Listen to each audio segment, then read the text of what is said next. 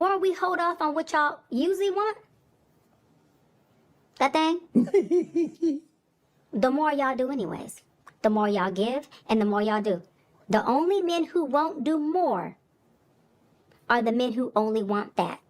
So if you want to vet them out anyway, sis, vet them out and watch them show up. A man should penetrate your heart and your mind before he ever penetrates your body.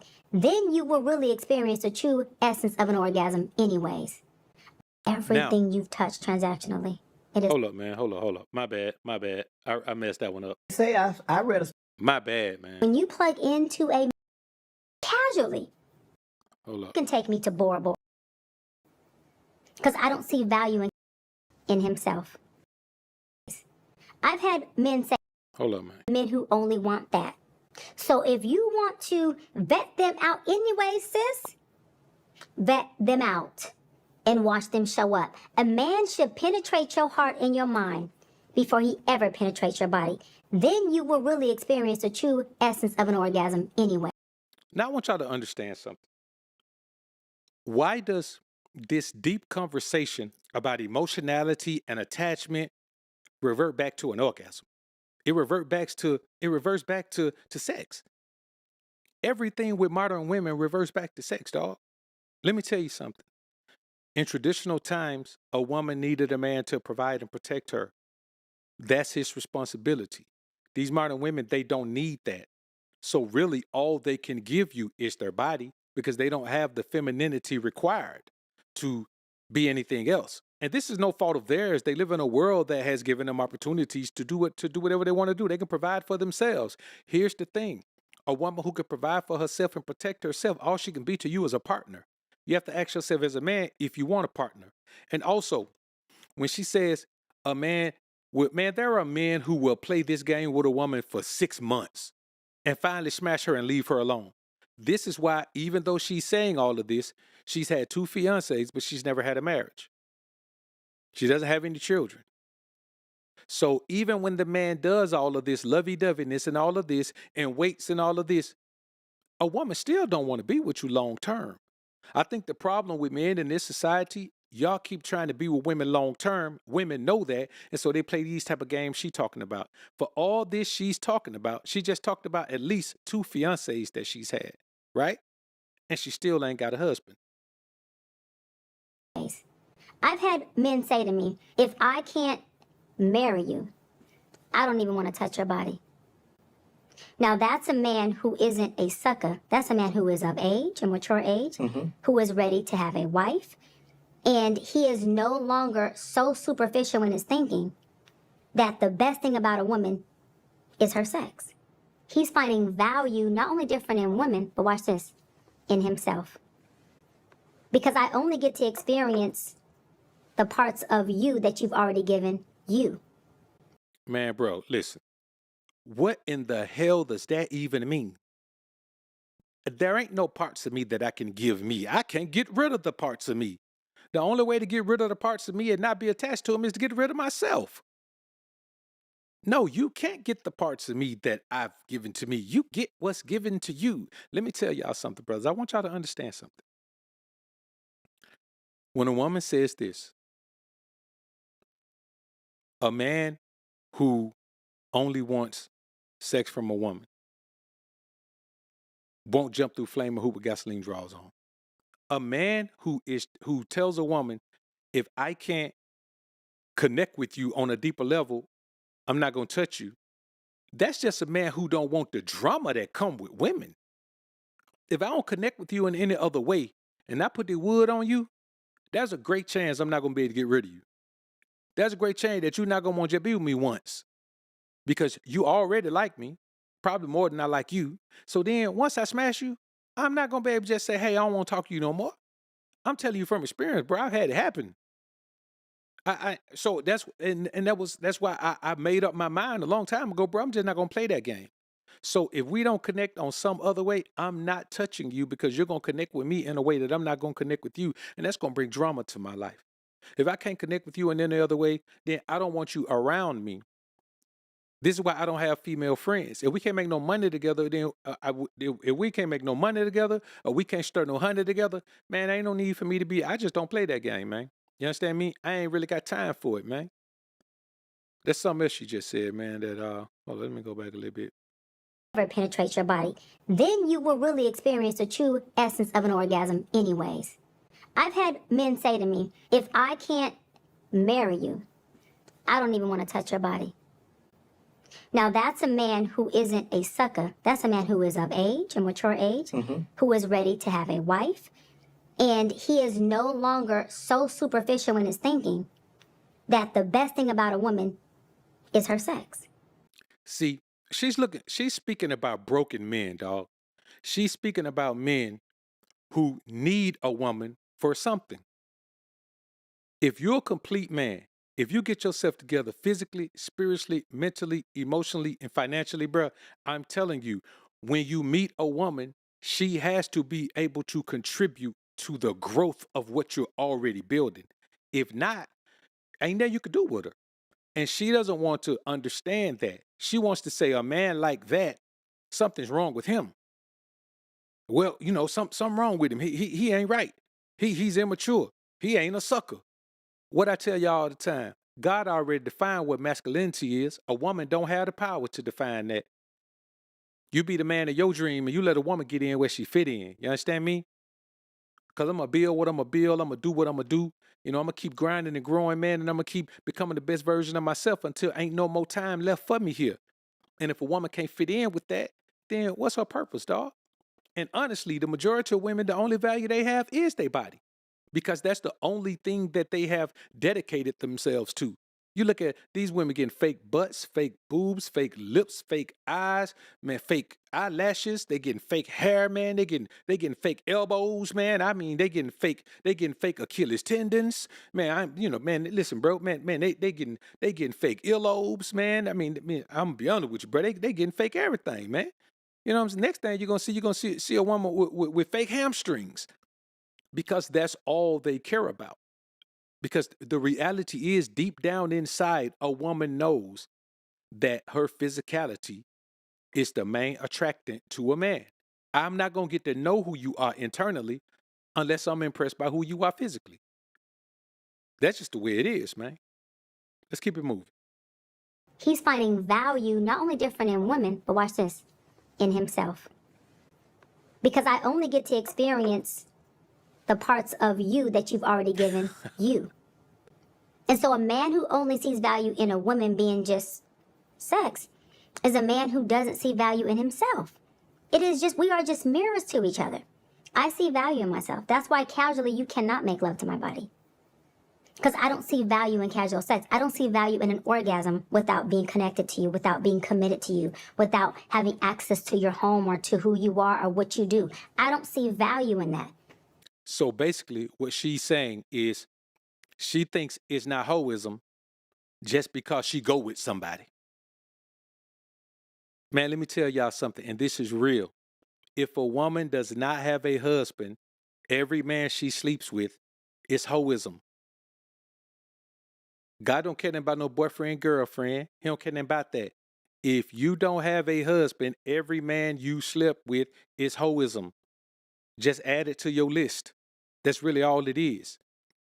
But it just doesn't apply to women. But since we're talking about women, let me go ahead and throw women this bone, because I know y'all need this bone. It applies to men too. If you just out here sleeping with random scallywags, that's nothing to brag about. That's not going to be healing to your spirit. That's going to be destructive to your spirit. The only women you supposed to have in your life that you laying with are women who have presented themselves to you to the duty of wifehood. You understand me? A woman who is willing to go above and beyond to prove herself valuable in your life. The problem is the majority of women you meet, they got their own agenda. And let me tell you something I ain't never finna do. I ain't never finna meet a woman to help her meet her agenda, ever. I don't care what her agenda is. I don't care what she got going on. I'm not finna put one dime, $1, 1 bit of my energy into it, because God put me here to do what I'm doing already. I don't have no time to give you. If a woman can't be a helpmeet, she can hit the streets. You understand me? An orgasm doesn't do it for me, but your heart does, your commitment does, your time does, right? Your thoughtfulness. Yes. That's what I want. Then you can take me to Bora Bora. Then we could be tearing Bora Bora up, and you could be tearing me up in Bora Bora. But until then, it ain't happening. you're going to access me, love me, you're going to pursue me, you're going to court me, and I will do the same with you. And then by the time we do what we're doing, it will be fireworks. Bruh, let me listen, man. First of all, and listen, man, and I ain't age shaming, man, because I'm an OG. But this woman is 43. Of course, the orgasm don't do it for you at 43. But when you were 23, maybe even 33, it did do it for you.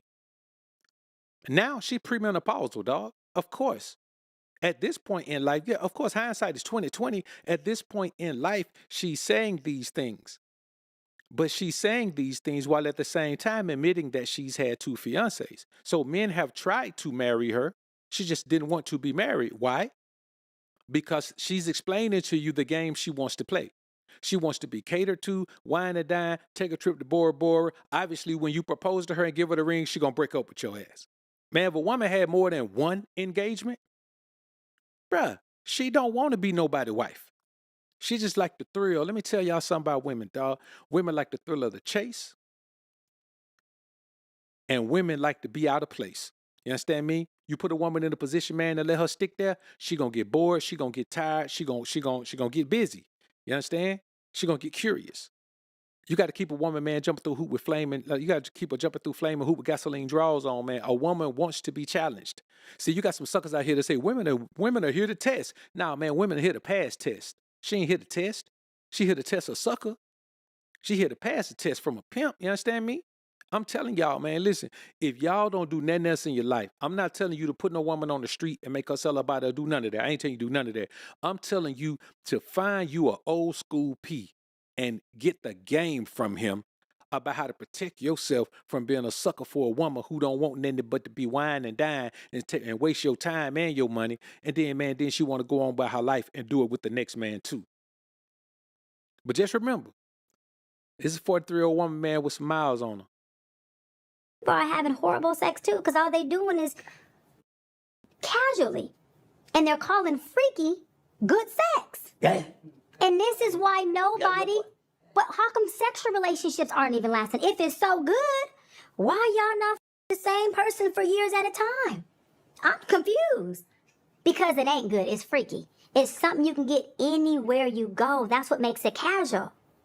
When you plug into a man or a woman, and y'all are having real sensual sex that is nasty, not just freaky, you can't get that anywhere. That's the fusing. What about nasty connection. freaky? You can do freaky and nasty, but as long as it's fused and connected on a deeper level than just casualty, and that means the orgasm isn't what we are thriving for, it's the act and the engagement of the sex that's orgasmic within itself. See, that's grown people talk. You kids, y'all having this little high school sex. Y'all doing that little rabbit shit still. We don't want that. We don't want that. You can keep that right over there. Right over there. I thought the further the trip, the freakier and the nastier it got, Doc. Listen, That's how it is. the further the trip Yeah. to my heart, to my safe space, to my mind, to me accessing everything, your cell phone, everything you have, Yeah.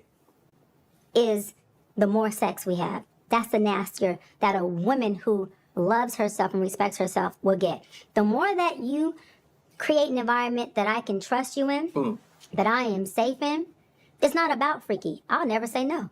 About whatever as long as I have the capacity to do it and take it, I will capacity and bound with you. But I gotta be safe. I gotta have access. And there has to be transparency. They say, I read a study that say the more educated the woman is, the freakier she is. Facts. I read that. Facts. I read that in Cosmo. The facts. I sure did. Shout out to Cosmo. Shout out to Cosmo. Yeah, Cheers, Cosmo. Yeah. Mm-hmm. How many degrees you say you got? 6. Oh, my goodness. 6. Gee. Now, I want y'all to understand something. Here's what I want y'all to understand. The majority of times when you hear a woman talk, she's talking from her brokenness. She's talking to really talking to her younger self about the decision that she's made. Because, see, obviously she's been connected with multiple men who wanted to marry her. She blew those chances. Now she's juxtaposing that against the men who just played with her. The majority of times when a woman is intimate with a man, he's just playing with her. And I saw somebody in the chat say, I don't know nothing about marriage. Well, technically speaking, a woman's supposed to be a virgin until she's married. And a man can have more than one wife. Now, if you want to talk about something else, then you talk about something else. But all the laws of everything are in the Old Testament. All the laws are in the Old Testament. There's no law in the New Testament. There's a repeat of a law, but there's no new law in the New Testament, period. And if there is a new one, if it disagree was in the Old Testament, I ain't got nothing to do with it. But look, man, let me show y'all something, man. Man, somebody gave me this little Bible right here, man. Y'all peep game on that. That's a little small Bible keychain. And I'm gonna keep it a buck with you. What really blew me is that I want y'all to see something. It's really got words on the pages, man. You got to read it with a magnifying glass. You know what I'm saying? This is gangster, man. Like, this is I'm gonna be honest with you, as small as it is, man, it's one of the most unique and amazing gifts that I've gotten, dog. It's phenomenal, man. Now, let's get back into this thing, man. I want y'all to understand something. When you have a woman who is broken and she has daddy issues and she hadn't been able to find a man that she wants to wife her up, the only time a woman turns down a man marrying her dog is when she don't want him.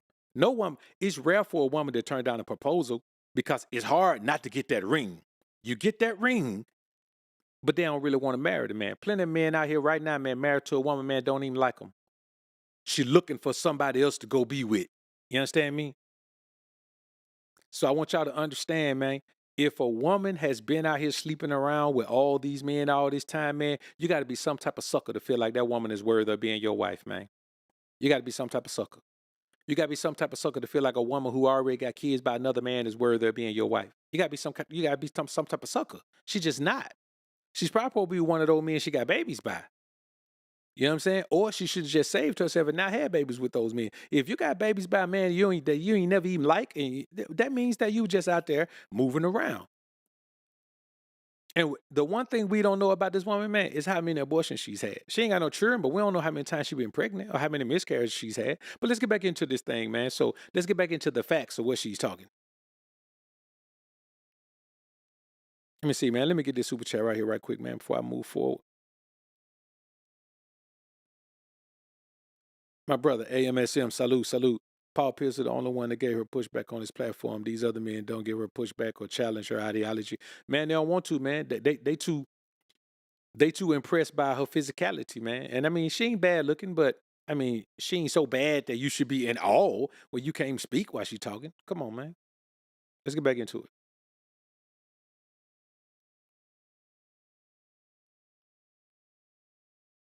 Why is there so much resistance of I am who I am? I'm not changing. You met me like this. Yeah. That's a lot. Because I feel like, because like you said, we are losing parts. If we lose parts of ourselves, am I still the same Shannon? But why do you want to be the same Shannon even if you're by yourself? So do you want to be the same 30-year-old Shannon you were? No. So then why do you want to be that on your number 2 with me? Or your number 5 with me? Why is it that me being the woman you chose, Yeah. I got to be of some good character? Yeah. So my good character hasn't influenced you in any way to want to... It made me want to do right. To do better. Yeah. To do right. But can I say me? I haven't watered any seeds in you. Now, I want y'all to understand something. When you hear a man say a woman made him want to do right, he has no connection with God. The problem is, as a man, you need to be connected with something to give you strength, to give you power, to give you, some sense of stability. And if you don't have that relationship with God, you're going to look for it in a woman. The only problem is women aren't stable themselves. Women aren't emotionally stable. They aren't psychologically stable. Most of the time, especially with modern women, they think they know everything. You know what I mean? They know everything. Now, everything she's saying, she think is factual. Because most of them do, especially when they get a certain age, man. You find a woman that's over 40, she thinks she knows everything. She believes everything she says is just, shouldn't be challenged, shouldn't be anything. But at a certain point, they believe they're perfect. And now, right now, this woman believes she's perfect. She's not looking at any of the flaws that she has or any of the drawbacks that she has as negative. You know what I mean? She really believes that this is that she's the exact type of woman that every man should want. Yeah, you have. And so when those seeds are watered, right, and you start to grow, what about the pruning season within our relationship? So you just don't want to prune? Because if you don't want to prune, that means you don't want to grow. Because it takes pruning for growth. Yes. So explain to me. And even when we sow up the soil to plant new seeds, Yeah. there's seeds down there that get sowed up that end up dead. So at what point do we grow together? This is one of the biggest deficits and issues within our black community, of black and men being in relationship. At what point do we grow? If you're not willing to grow, Fig Tree, at what You know, here's the thing about growing together. We're not supposed to grow together. As a man, I've been building something. Let's take Shannon, for example. Let me stop talking about myself. Let's take Shannon. Shannon has spent his entire life, 57 years, building what he has. He's transitioned wonderfully from sports into podcasting, and he's made more money on his podcast already than he made in his entire NFL career. He's doing very well. He applied himself to do well. How in the hell can a woman come on now and we grow together? I'm pulling you up to my level. You can't grow now. You're just on the wave riding. How are we gonna grow together if I already have something we can't go together? I can just come add you to it. Growing together takes us starting from the bottom. So what these women want to do, they want to break you back down mentally and emotionally to being at the bottom. And the only way you avoid that is if you align yourself with the Most High and stay spiritually astute. A woman can be beguiling. She can use that beguiling nature. She can use those soft words. She can use that pretty face. She can bat those pretty eyelids at you and have you believing that she's so beautiful that you can't be above her. Like, there's no way that she should have to, come up to your level. Like, you got to go up to hers. And that's where men get caught up. That's why you have to gauge a woman by her spirituality. You have to be looking astutely for the Proverbs 31 woman, the woman who fears the Lord. And a woman can say she does. I don't care about a woman loving the Lord. It didn't say a woman who loves the Lord. It said a woman who fears the Lord, a woman who fears God.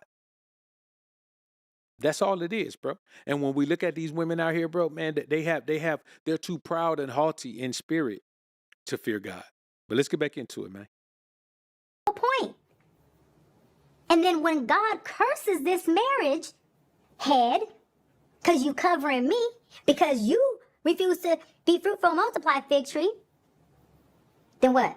I didn't do my job? Or was I too controlling? Or was I trying to be your mama?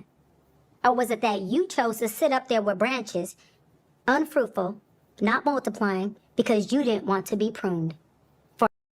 Man, being fruitful and multiplying is mentioned in the Bible in relation to the children of Israel going out and populating the world. Being fruitful and multiply has nothing to do with anything else. But a woman would take those words to a man who doesn't know the word and cross him up like this. And Shannon's just sitting there, man, looking crazy, man. You know what I mean? Like, you just got to think about it, bro. Like, this is crazy, man. Us to grow. I'm just curious. I'm waiting to know the answer. I wish I knew the answer. And you look like you might be the only black man in this room besides the brother over there, and he's not in this interview with me. No. So why? You got to answer. You got to come up with something. Well, Doc, if I knew that, I probably wouldn't be almost 60 and not married. And I've heard you talk about how you are in relationships. I am. I mean, And you're like you very- say, you got something non-negotiable. I got something Right, but you're very, and I don't say this to, poke you. Yeah. I'm saying, wrapped in love. You're very stuck in who you are in relationships. Yeah. Yeah, you're very, this is who I am. Yeah. And when I want my space, I want my space. And I don't need a shift or change. You can do what's conducive to me type thing. Yeah. And so that is the resistance.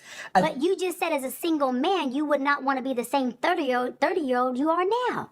I don't, but I just So why do you want a woman to be with you while you the same person you were when I met you? I'm working. I'm a work in progress. It's taking me longer than anticipated. You know, I had to repeat a couple of grades. Okay. I think, to be honest, Doc, I don't know, like I don't know, maybe like you say you had this vision of being married. I don't know if I really deep down inside thought about I was going to ever be married, because I was just, my whole focus was to get my family out of the environment that we was in. Right. And I didn't necessarily think, I thought I needed a wife in order to do that. So it was just work, focus. And I don't do a great job of multitasking.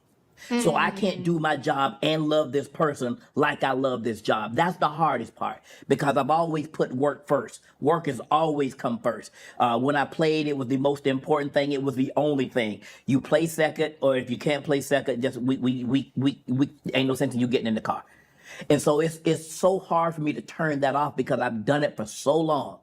And now that I have so many people counting on me, you know, brother, sister, mom, kids, it's just hard for me. And you know, the thing that I got, that's all you do is work. The only thing that you care about is work. And sometimes I think that is true, because I've gone on one vacation in 57 years. But what are you overcompensating for? Because Now, when you hear, let me tell y'all something. This is what they do. Whenever you're dedicated to something, you're overcompensating for something else, right? Now, here's a man dedicated to success, dedicated to growth, dedicated to providing and protecting. And because he doesn't want to get sidetracked by a woman and her needs in a relationship, let's listen to what she says about this. And just so y'all know, it's perfectly fine to be the way Shannon is. No man can. If you take on a woman who's not dedicated to the process of your progress and she has her own agenda, you're going to lose some steam on your career. You're going to lose some steam on your grind. You're going to lose some steam on your hustle. You're going to lose some steam in your business, because that woman requires so much, but she's not contributing anything. You got to remember, if a woman is not contributing something to what you're doing, then you're contributing something to what she's doing. And the problem is, if you're a hardworking, motivated brother, you got to take from yourself to give to her. And I'm going to be honest with you. If you got to take from yourself, take from your stability to make her stable, she's not the woman that's meant for you. She needs to go down a level to a man who doesn't have as much to lose as you. And that's the problem with the majority of these women. They always trying to date up, but they need to be trying to date down. And you as a man, as men, we always trying to date down, but we need to be trying to date up spiritually. Women need to date down financially, and we need to date up spiritually. That's the problem. workaholics are overcompensating for something they're lacking. Workaholics are overcompensating for something they're lacking. See, you got to stop letting these bras define you. Now here she is in Shannon face defining him as somebody that's broken because he's a workaholic. No, being a workaholic comes from being broke. That man a workaholic because he grew up struggling. Man, listen, Shannon like to say, I was so broke, we grew up so broke that I would have to, he said we were so bad off that I would have to win the lottery just to be broke. That man grew up struggling. And so he made up his mind, boy, if I find a way to get out this thing, I ain't never looking back no more. And that's what happened. How come the man can't just not want that for his children and his grandchildren? He working the way God tell a man to work. Get on your grind, man. A good man leaves an inheritance for his children's children. How you going to do that when you're running up behind some broad? Let's get back into this thing.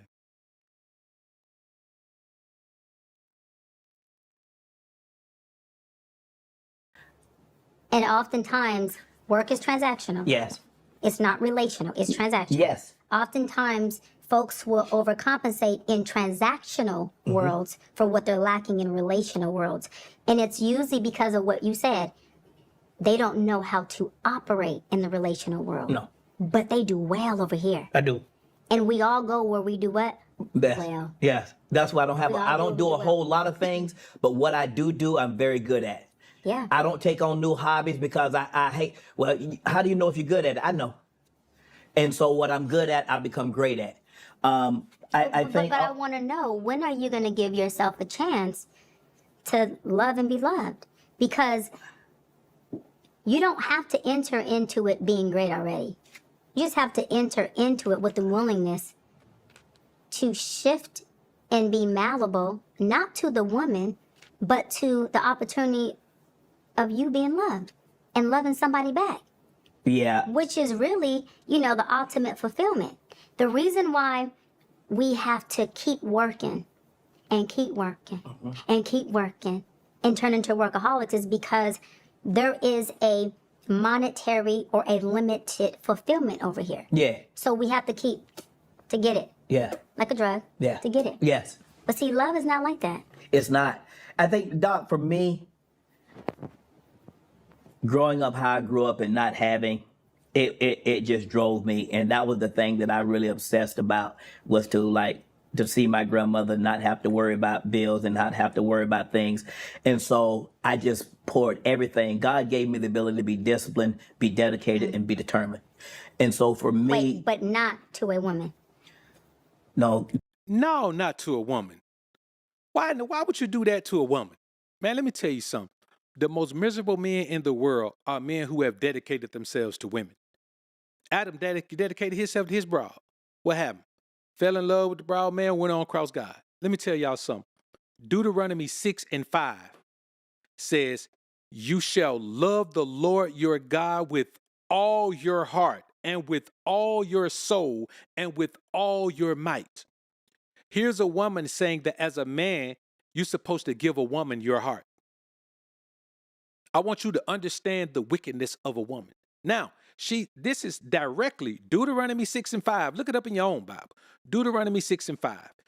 You shall love the Lord your God with all your heart and with all your soul and with all your might. And you may say, well, hold up, man. Let me see what it say in your Bible. See the Bible right here? Old Bible, old school Bible. See all the marks in it? That verse is marked. Deuteronomy 6:5. And thou shalt love the Lord thy God with all thine heart and with all thy soul and with all thy might. And so if I give God all my heart, I ain't got no heart for nobody else. I don't take care of my son because I love him. I take care of him because it's my duty and responsibility as a man of God. I don't do things for my mama because I love her. I do it because it's my responsibility. I take that on as a responsibility because I'm a good, godly man. That's all. I love God. Whoever else need to feel my love, I pray that God gives it to them and makes them feel it. Because here's the real deal. So many men get caught up in a relationship with a woman because they think the woman loves them. So it don't matter if you truly love them. They only need to feel it. They only need to feel your love. So everybody who need to feel it, God gives it to them. But me, man, all my love go to God, dog. I love God. That's it, period. Because that's what he said do. How you gonna give a woman your heart? Man, you some kind of fool. If you're a man out there and a woman got your heart right now, man, you need to flee. Book your consultation with Dr. BOA, man. We'll get to the bottom of it and we'll help you take a deep dive into that love, man. I'm telling you, if you don't control yourself spiritually, you will be victimized by women like this, brother. Because if there was a choice, Doc, if I had a choice between work or woman, I'm choosing work. But that's because work is safe for you. It is. What is so unsafe with you emotionally with the woman? I think. Let's give Shannon an applause for that. You got to give him a applause for that. If I got to choose between work and a woman, I'm going to choose work every time. Every time. Work is my wife. A woman can be my concubine.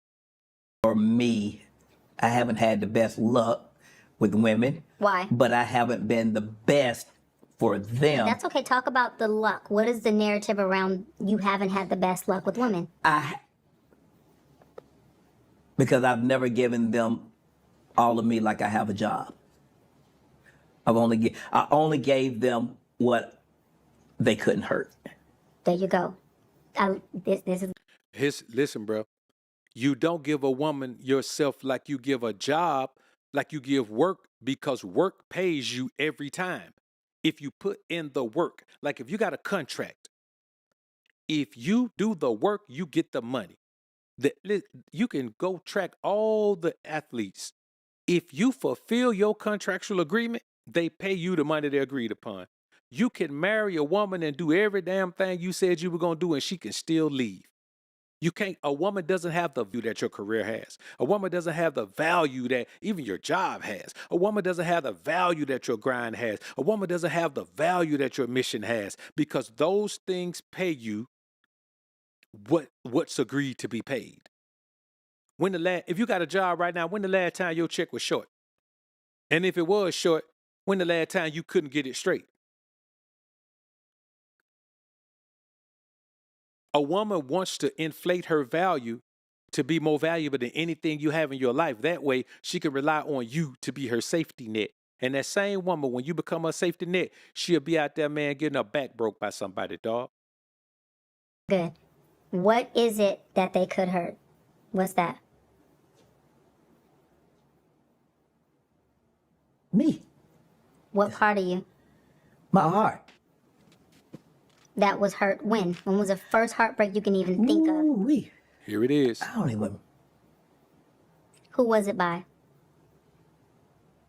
I'm not even sure, Doc. Because Was it by Dad? Where's Dad? my dad died when I was. Listen, you saw she went straight to Dad? She didn't ask about Mom. She went straight to Dad. Now, you would imagine that if a man has trouble trusting women, she would go to his mom. But no, she went straight to his dad. Why? Because for a woman who talks about how great her dad was, she attacks fathers too much for her dad to have been that great. I just don't think she had that type of great relationship with her dad. You know what I'm saying? I had a great relationship with my dad. Did you put a one in the chat? You had a great relationship with your dad. Let's listen, man. Now let's listen how she twists Shannon up. And Shannon is just, man, we already seen what Shannon went through with that young OnlyFans model. Shannon is caught up on a woman's beauty, man. It changes him and makes him do strange things. So let's listen. My dad died when I was 13. Was he with Mom? No. What kind of guy was he? I only saw my dad once to really know who I was looking at. There you go. There you go. So that abandonment, that abandonment wound. What is your narrative about your father? What kind of guy was he to only have seen him once? Now I want you to listen to how listen. She's not gonna say, she's telling him how his dad abandoned him and all of that. I want y'all to listen to what Shannon says and how she glosses right over it. But we're not gonna gloss over it.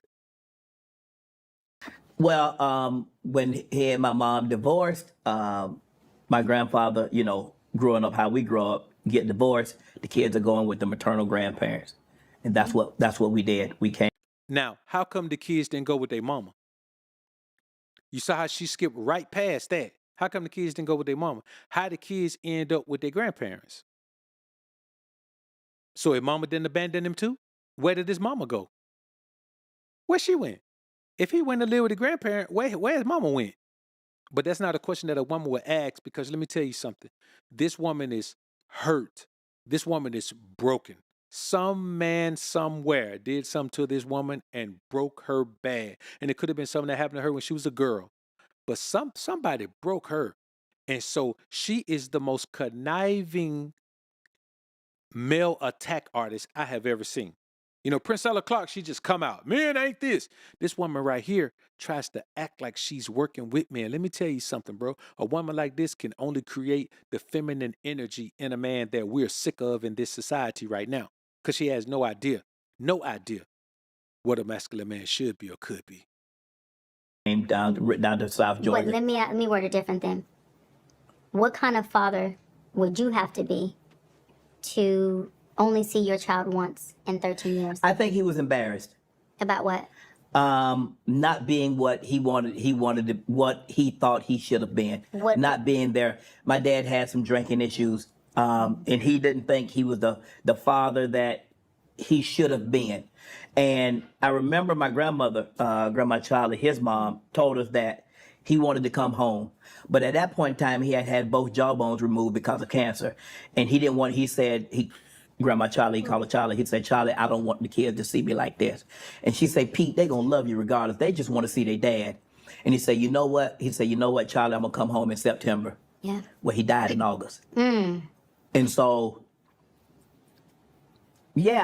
That's where the heartbreak for Shannon come from. If it's a heartbreak, it's the fact that his dad was on his way home and he was sick and his dad passed. See, we're men. We don't think like women. Women get all but hurt and turned out by everything that happened to them in their lives. Everything is a big issue and they about to die and it's everything, oh, it's so broken. We don't function like that as men. We bounce back, we get over things. Why? Because we have to. Because we're wild like that. It's a gift from God that we can bounce back and get over things and we're not trapped by emotions. The only time a man is trapped by his emotions is when he falls in love with a woman. Find me any man that's ever been trapped in his emotion and downtrodden emotionally. And it is because of his love for a woman. I can promise you that. I would have loved, because when I played college ball and I played in the NFL and I saw guys have their dad in the locker room or standing on the sideline, I used to think, man, it'd be so cool to have my dad here and to be a part of this. But it didn't happen. And it's not because his dad abandoned him. It's because his dad died when he was 13. His dad was sick. His dad had probably drank himself into some type of liver damage or something. His dad died at 13. The man was on his way back home. He was on his way back to his children and he died, dog. So I'm going to be honest with you. Knowing that he was on the way back healed Shannon enough to make him just miss his dad like a regular kid would who lost his dad. He's not mad at his dad. He just upset and hurt that he couldn't have his dad there as he was doing all this thing. He just wanted his dad to see him do it. But a woman would try to twist it up and not mention anything about what a woman's contribution is to your chaos. But the problem is, how can she not contribute? How the woman gonna be weak when it comes to chaos and now all of a sudden all the women are strong? Come on, man, let's keep going. You know, my grandfather died when I was 8, and that's who raised my grandmother and my grandfather. But Granny poured every ounce into me. But there are some things I think that I did miss because I didn't have. My brother was like my father. Mm-hmm. He was really the dominant male figure that was in my life. But that's, Doc, I mean, poverty, that's what kind of shaped me. And I joke and I say, man, we grew up so poor, I had to win the lottery just to be broke. Mm-hmm. Right. That's how bad we were, Doc. Yeah. And that's what drives me now. All I think about is like, okay, if something happens to me, what's going to happen to Libby? What's going to happen to Spanky? What's going to happen to my mom? My kids, well, they're going to be okay. They're going to get more money than... Would they do right by it? Would they? And that's what keeps me up at night. Yeah. And I need to shift that. Yep. And say, okay, Shannon, if something were to happen to you, your family's gonna be okay. Because I do want someone. And I'm gonna say something, okay? Mm-hmm. And I totally wrap it in love. Okay, because it's gonna probably sound a little pokey, but the same selfishness you just described your father has, you have it. You have it. And the pain that his selfishness and his pride and his ego implemented in you is the same pain that you're implementing in everyone you come in contact with, including your girls. And now I want y'all to, you see how this man just said he's the total opposite of what his dad was. He's there for his family. He's looking out for his kids. He's looking out for his parents. Not his parents, but he's looking out for, whoever else is in the family. He's there taking care of people. He's dealing with people. He's in their lives. They're in his life. She turned right around and tell him, man, you being the same thing to them you are that your dad was to you, because he don't want no broad.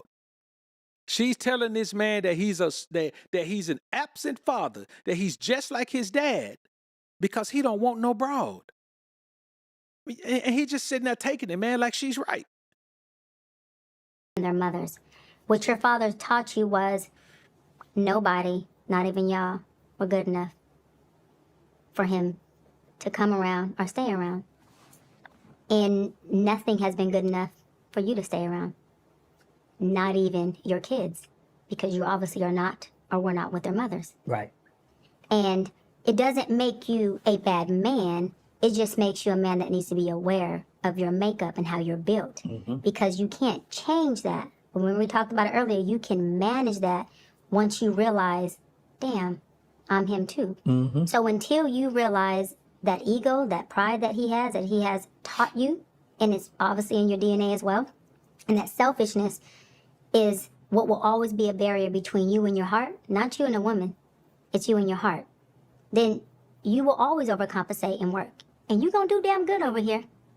But it's going to come a time, if it hasn't already, that what you're overcompensating for, which is the heart space, starts to consume you. And you're going to need that to even balance you over here. Because we can only do something out of moderation for so long, Right. before the moderation says, yo, what's up? Especially the matters of the heart. And with you, it's what I said earlier, right? Hope deferred makes the heart sick. And when a little boy becomes deferred from hope at a young age with his father, and they take on the father role like you did and go and get it and put the family on the mat and take it. Wait, hold up. How was he just like his father who was gone, but then he took on the father role in his family, but he just like the father who was gone? Hold up. Wait a minute. So he took on the role of the father for his entire family, but he's just like his father who was gone. Bro, let me tell y'all something, man. And listen, bro, this is the most we are ever gonna listen to a woman. Man, let me tell y'all something, bro. I don't even really like talking to women, dog. You understand? Unless it's something that they need to know or I'm teaching them something. Because in reality, dog, I just don't want to sit and listen to a woman talk all this around the world. She's man talking to one thing, then say something totally opposite. And then on top of that, can say two opposite things and then think both of them are correct because she said it. Man, I ain't got time for that, bruh. I ain't got time for that. Like, it just don't make no sense. And you're going to get that from a woman her age, bruh. You know what I'm saying? They wonder why we do. And they like to say we deal with young women because they're more impressionable and they're more. Yes, they are more impressionable. What makes a woman think you want to talk to somebody who think they know everything? What makes you think that? What makes any woman believe a man won't talk to a know-it-all? I'm a man, and I'm not a know-it-all.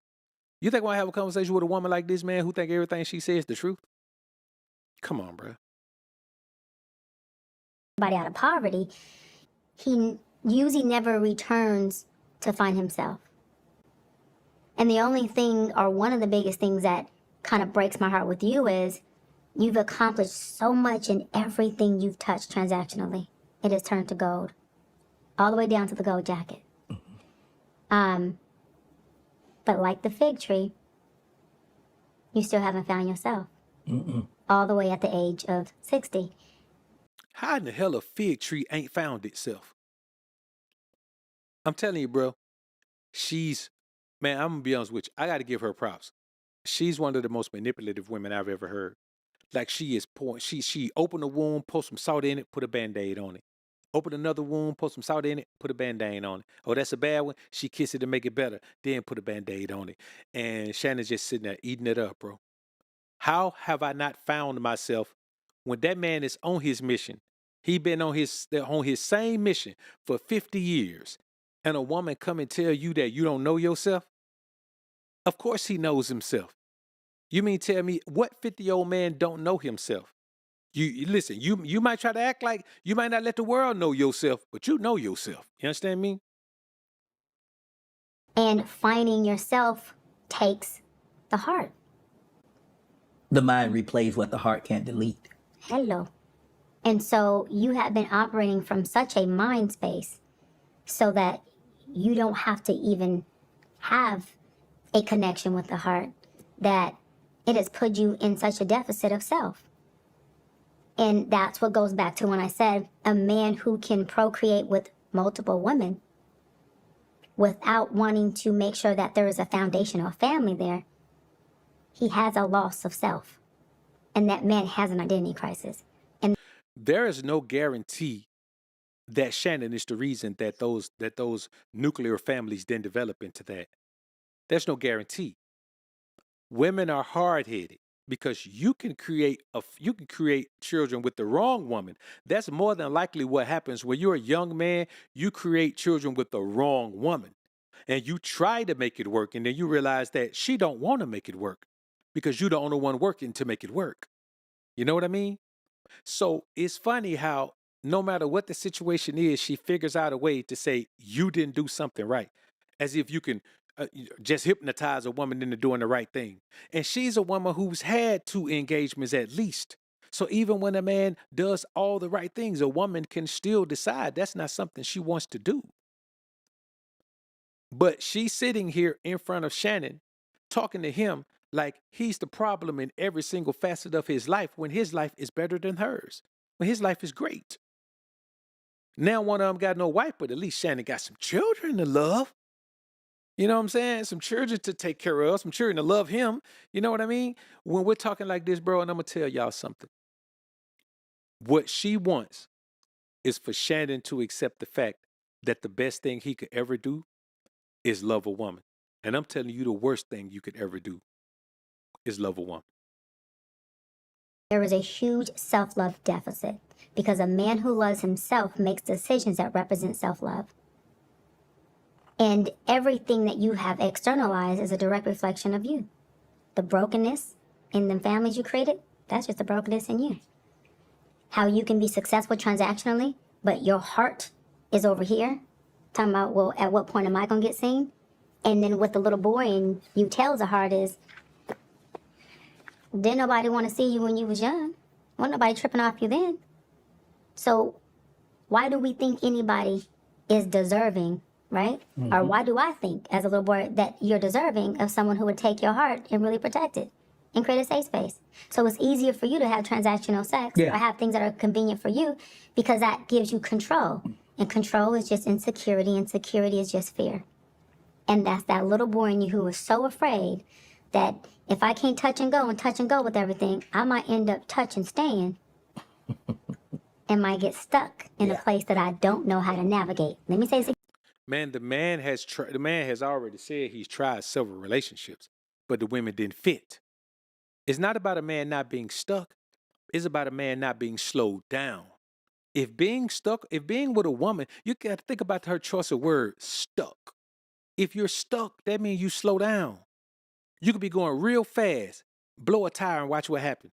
It don't matter how fast you press that gas. You can punch it to the floor. It's not going to go as fast as it was with a tire on it. No man wants to be stuck. That's the problem, dog. A woman knows if you dedicate yourself to a woman, you're going to be stuck in life. Whoever you are, when you dedicate yourself to that woman, you're going to stay that person. And you know what's going to happen? She's going to keep growing. Why? Because she didn't dedicate herself to you. You dedicate yourself to her. That's why you get on one knee and look up at the brow like she queen of the world. Ask her to marry you. Will you make me the happiest man in the world? Man, that woman ain't going to make you the happiest man in the world. You must be miserable as hell if a woman saying yes going to make you the happiest man in the world. But this is the world we live in, where we live in a society where more men than not are susceptible to a woman like this who has nothing to show for it. She has no husband. She has no children. She's never had any husband. She's never had any children. Who is she to tell a man what he's supposed to be or who he should be? I doubt if she has anyone even trying to marry her right now. It don't make sense, bro. Yeah, not in a place that isn't safe, not in a place that isn't loving, but in a place that the little boy in you does not know how to navigate. It's time for the grown man in you to grow the up and give yourself a chance to love, whatever that looks like, and to gain a sense of self of who you really are at your heart space. Because transactional life isn't really legacy. It just isn't. It's nice on paper, but it's not legacy. The real wealth and the real legacy is what Dion has, and that's family. Hold up, man. Let me look something up. Let me see, is Dion married? Let me see. Is Dion married? Let me look this up right now, because I don't think Deion Sanders is married, man. No, man, Deion Sanders ain't married. Now, you see how this woman just throw up in this man's face that he can have what Deion got in his family. All Deion got is his sons and his daughter. Deion ain't got no wife. All Shannon got is his children and making money. All Deion got is his children and making money. So what does Dion have that Shannon ain't got? What's this thing she talking about? I'm telling you, bro, a woman, once you let a woman start talking, she just open her mouth and shit just fall out of it. After a certain amount of time, a woman just be talking foolish, man. Just be talking foolish. And never stops. If you let a woman open up and get into her bag, man, she'll talk you to death. She'll talk you to death. Like this woman right here. Man, bro, let me tell you something. The longest interview that I'm gonna ever do gonna be about 30 minutes. You gotta have some hell of a questions. Like you gotta have, if you want me to stay longer than 30 minutes, you better have about 40 questions. Cause I'm not just gonna open up and spill a bag. You open me up and I just start spilling. Nope, I'm gonna answer the question, man. We're gonna move on to the next one. But if you let a woman, she'll start just saying things because you're giving her the floor. She thinks she's so important that even when she run out of things to say, she'll just make up things. So I want somebody to put in this chat, what family does Dion have that Shannon don't have? They both got kids. What do they not have? They both got kids in college. What do they not have? She just be talking, bro.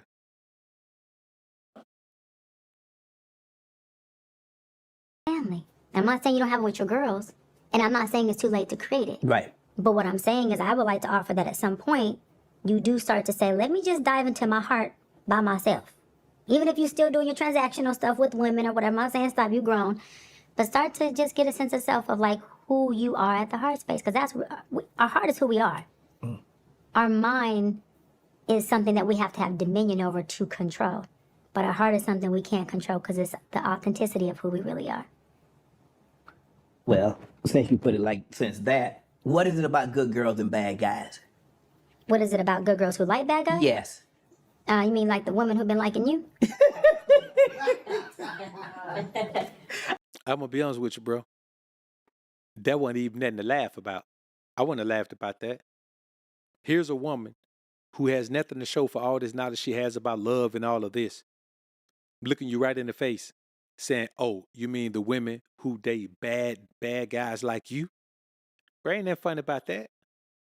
On your interview, on your show. See, let me help y'all understand something. A woman wants you to believe that you were put here to love her.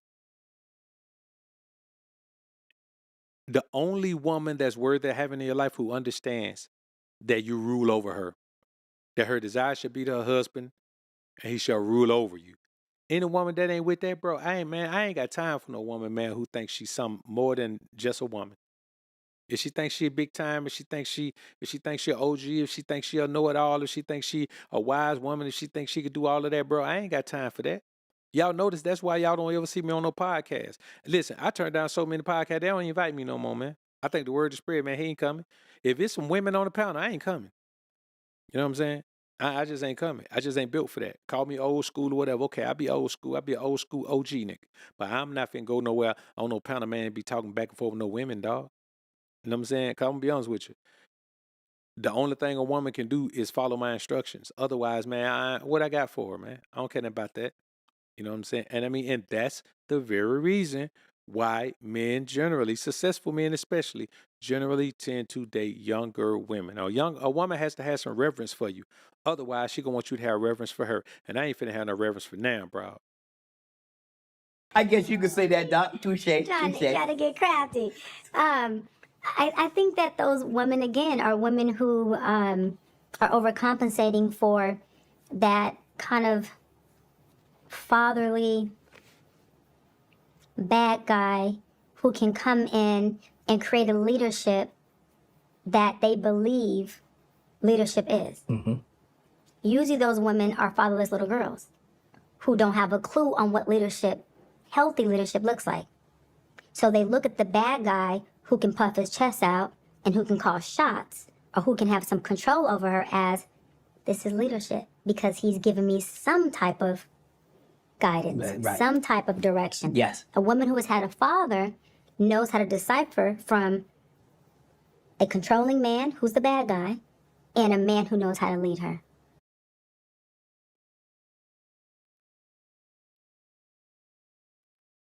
Let me tell y'all something, brothers.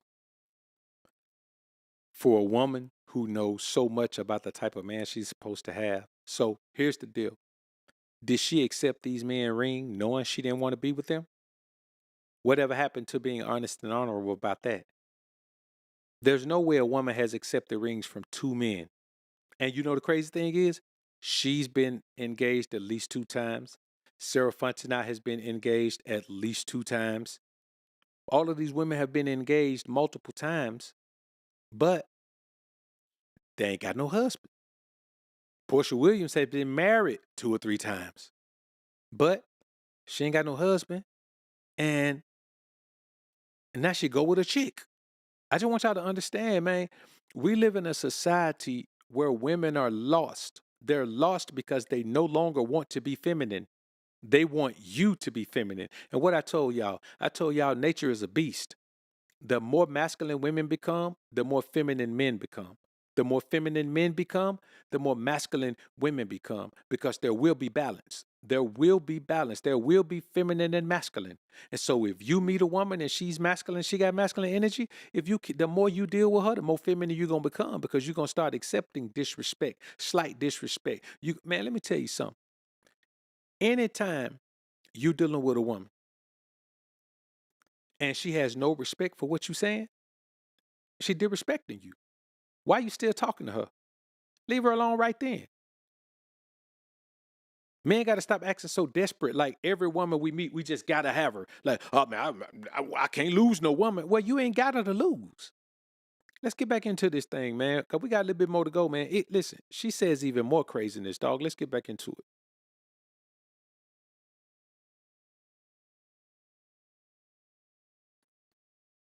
And what happens is, it's not that the woman with the father doesn't want a man who can run shit, because I like a man who will run shit. For sure. Who will tell me exactly where to go, how to go, and I'm even okay with saying how high when he say jump, when the leadership is right. Right. I'm quick to submit. Okay. Okay, daddy, no problem.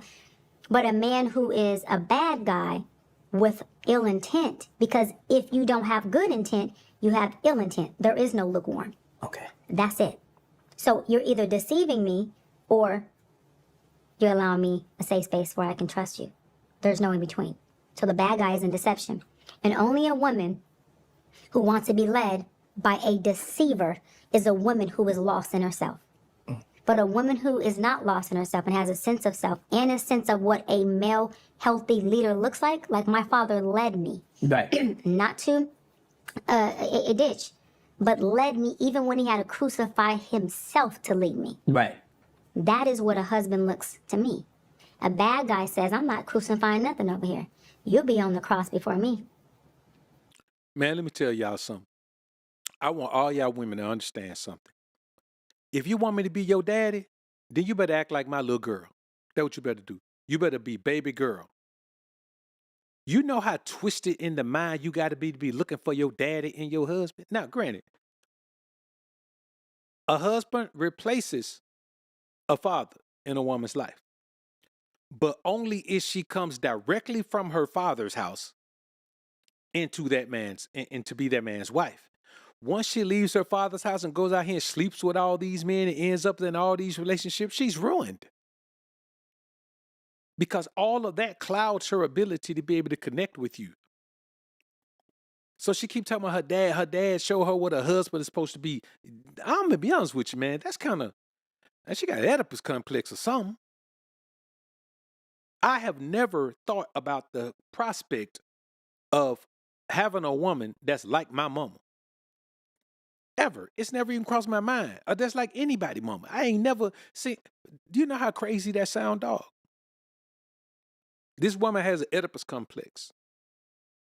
And until she meets a man that is her dad, then she's going to have these same issues. You know what I mean? This woman is broken. She has daddy issues. It's a daddy issue to say, okay, you're not like my dad. You're not like my dad. You're not like my dad. I can't be with you. You're not like my dad. And as much as she talk, you know she ain't going to bow down and submit. She says she submit by choice. Well, man, that's why I tell you, man, stop going out here whining and dining and catering to these broad men and spending your money on these broad men that they ain't giving you no reason to do it yet. Only give a woman what she earns. There are a few exceptions. A woman that's a proven virgin, hey, man, that's an exception. She deserves things that other women don't deserve. a woman who automatically comes in and shows dedication to the process of your progress. She earns things other women don't deserve. But because a woman just look good, okay, so what, baby? I look good too. What you talking about? And here, you can carry mines too, because that's what's conducive for me. That's a woman who is lost in the sauce. And she has daddy issues, and oftentimes she may even have parental issues. And that's also a woman who has to take a step back and take inventory on, where did I learn that this leadership is accurate leadership if I keep being led into the ditch? That means that all she's ever known is what? The ditch. And what did I say? We go to places where we're good at or where what we're familiar with. So if you want to know where you at, just understand that you are where you're familiar at. So my expectations of men are very high because my father created a very high familiar expectation. This is why I said a woman is what her daddy makes her, especially when it comes to men. My dad actually made the expectation too high.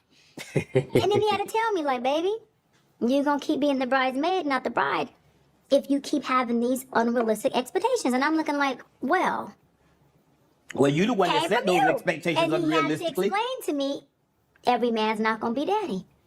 He can be daddy to you in his own way. Right. It may not look like this. Yes. It doesn't mean he's not a good guy. Right. When it comes to you. The fact that she had to be told that, the fact that she had to be told by her dad, you can't expect another man to be me. And there's just something twisted about that, man. Man, this woman, she ain't quite right, dog. She ain't quite right. You know, she has this unsavory desire to have a man who reminds her of her dad, who's just like her dad. So let me tell y'all something. That's why these women want you to wine and dine them and pay all their bills and all that. And y'all suckers be out here, man, meeting women. First time you meet a woman, first week you paying her bills. You getting the money. Some of y'all, man, just DM a woman, man, and DM her money. She just get money. What's your cash out? Just send her money. Listen, I ain't got no problem with it. Let me tell y'all something, bruh. If that's the only way to get a woman in this world, man, I'll go monk. I ain't never doing that.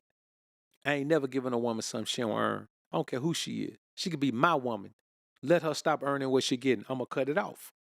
She going to earn what she get, or she going to return what she get. Or she going to learn about some shit. You understand me? That's how you got to do it, man. You can't be around here playing game with these women, dog. All they want to do is play game. That's why you got to stay stern and you got to be on the burn, man. Because if not, man, you're going to find yourself in bad shape. So that's what it is. It's folks not understanding what healthy leadership is. Men do the same thing. Men will, pick women who run them, emasculate them, verbally abuse them, talk to them anyway, because for that man, that's all he knew. Now, I agree with that. There are some men out here who allow women to treat them a certain way.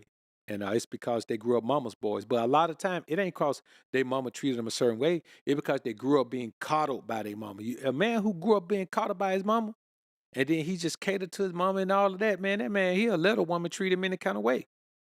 He'll believe, because, a woman will use that against her son, especially as he gets older and he starts to make money and become successful. She'll use that against him. And she'll throw a tantrum or something to make him do what she wants him to do. And that man will go out into the world, man, and he'll believe that, he can pay a woman to like him. He can pay a woman to respect him. And you just can't. It don't work like that, brothers.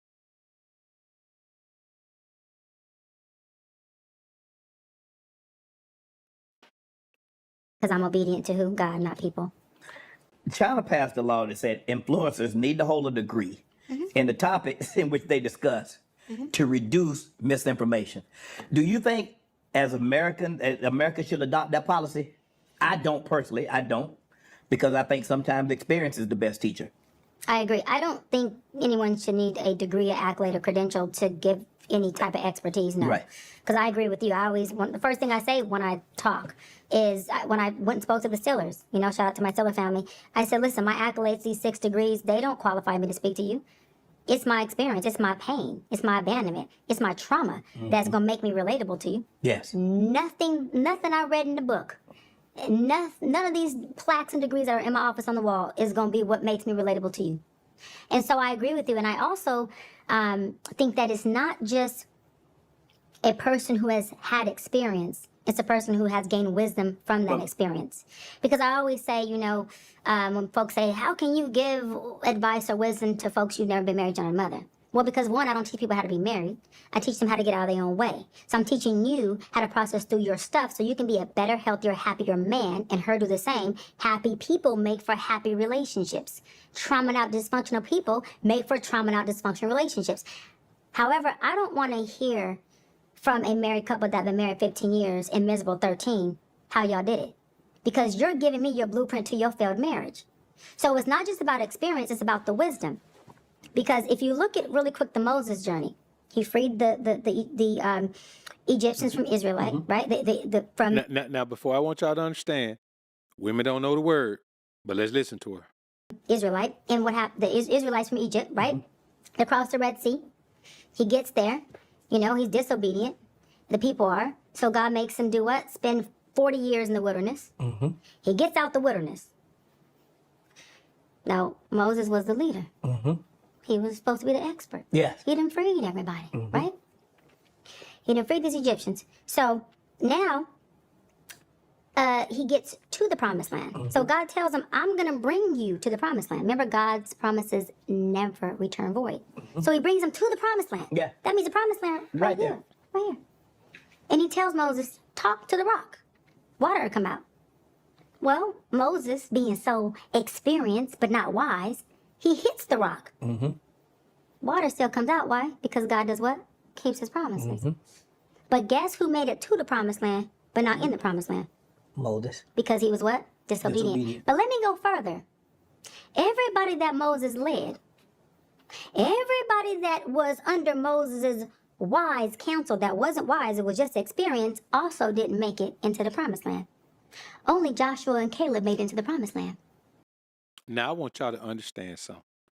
If only Joshua and Caleb made it into the promised land, who was the people that was fighting with them going in there taking over all those countries? The Moabites and the Hittites and all of this. Who was this? Who was going in there with him? See, I want y'all to listen to a woman talking to a man who has no understanding of the word. And he's just going along with it because if you don't know it, she sounds like she know it because she calling names and she's talking about incidents that happened in the word. But if only Joshua and Caleb made it in, you mean tell me Joshua and Caleb went in and took over all these countries by themselves? That what you're telling me? Is that what you're telling me? Is that what you're telling me? If that's the case, how then in Joshua 2 did Joshua the son of Nun sent out of Shittim to 2 men to spy secretly, saying, go, view the land, even Jericho? Who were these men? Who were they? So I want y'all to understand, man. You just can't listen to a woman's word. You have to check and test everything a woman said. Because 9 times out of 10, man, they will spend something in their favor. But let's keep going. It gets even worse.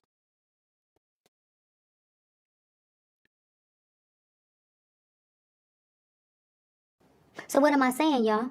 You got to be careful who has your ear. You got to be careful about this person has experience because they've been married for 20 years. That makes you think they have experience, but do they have wisdom? Because the Bible says to seek wise counsel, not to seek experience. So you got to make sure you're doing your due diligence because like Moses, you don't want to end up being his follower who does all of this work. He could have left you in slavery for that. Bondage. Yep. You could have stayed in captive. You still didn't get to the promised land because it takes one decision to change the entire trajectory of your life. Now, I want you to think about a woman saying, you shouldn't listen to someone who made one mistake. Someone who did everything right and then made one mistake is not wise counsel because she's perfect. She never made a mistake. She knows everything. I'm telling you, bro, if a woman is a know-it-all, she knows nothing. Women who are know-it-alls are miserable behind closed doors. They just are. They're miserable. Here's a woman and she's comparing herself to Moses. She's saying she's better than Moses, dog. This man did one thing. And let me tell you what that means. That means that God holds a man of God to such a high standard that he expects you to be perfect. He expects you to be perfectly obedient. They say you can't be perfect. You can be perfectly obedient. You can do everything God tell you to do. You could do that much. There ain't no reason you can't. You could do everything God tell you to do. So here's a woman saying that Moses was terrible counsel for the people, even though she add a few things in there to make it stick. But you got to listen to her because she's perfect. And that one decision to follow Moses got them where? 40 years of wilderness. And then where? Back in bondage because they never made it to the promised land. Wow. And so again, it's not to ding Moses. We know Moses was doing God's job. Yeah. He just was disobedient though. Right. I just want folks to really be careful to your point of who they're listening to and do your due diligence. Don't look at someone and say, well, because this man, has 3 kids by 3 different women, there's nothing I can learn from him.